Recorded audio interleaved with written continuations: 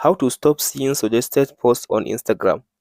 Hey guys, in today's video I will show you step by step on how to remove or how to delete all suggested posts on your Instagram. So all you have to do now, after you open up your phone like this now, so to delete the suggested post on your Instagram, now tap on your profile at the bottom right side.